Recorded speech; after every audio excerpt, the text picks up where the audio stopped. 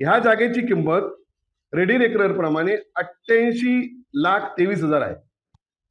पण हे खरेदी कर 10 कोटीचं केलं, हरकत नाही. 10 कोटीचं केल्यानंतर सुद्धा त्याच्यावर नंतर जे पैसे आता गेले, म्हणजे खरेदी कर पूर्णपणे संशयास्पद आहे.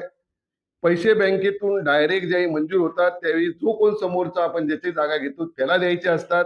ही बागायती वाढवण्यासाठी, बागायती या ठिकाणी करण्यासाठी कर्ज दिलेलं होतं.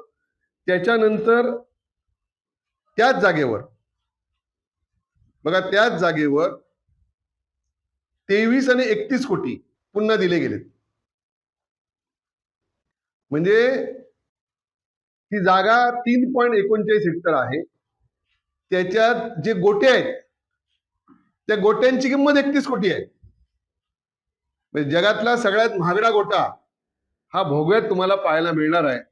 पण तुम्हाला जायला मिळणार नाही, कारण त्यांनी सीसीटीव्ही लावलेत आणि या प्रॉपर्टीमध्ये कोणी एंट्री करू नये म्हणून असं लिहिलंय. करायचं कारण ते आहे. आणि म्हणून तुम्हाला मी याच्यातलं एक सगळं उदाहरण म्हणजे हे दाखवणार आहे. बघा की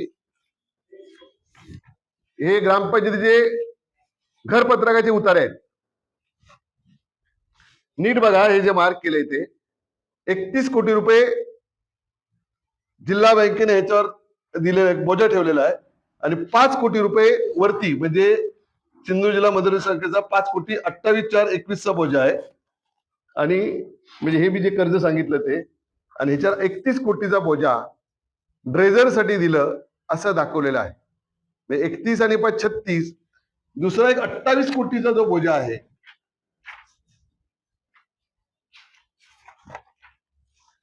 तर हा सातबारा कालचा परवाचा आहे, 2 दिवसापूर्वीचा.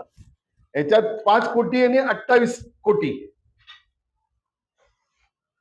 जरा बघा सगळ्यांनी, आणि पाहिजे असेल ते पेपरही तुम्हाला देतो.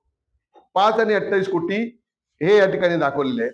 म्हणजे एकूण 28 कोटीचा फक्त माझ्याकडे मंजुरी पत्र मिळत नाहीये. पण ह्या सगळ्याचा जर बोजा एकूण दिला तर 59 कोटी रुपये किंमत या ठिकाणी होऊ शकते. आणि 31 कोटीच्या बोजाच्या संदर्भात आपण सगळ्यांनी मुद्दाम बघावं.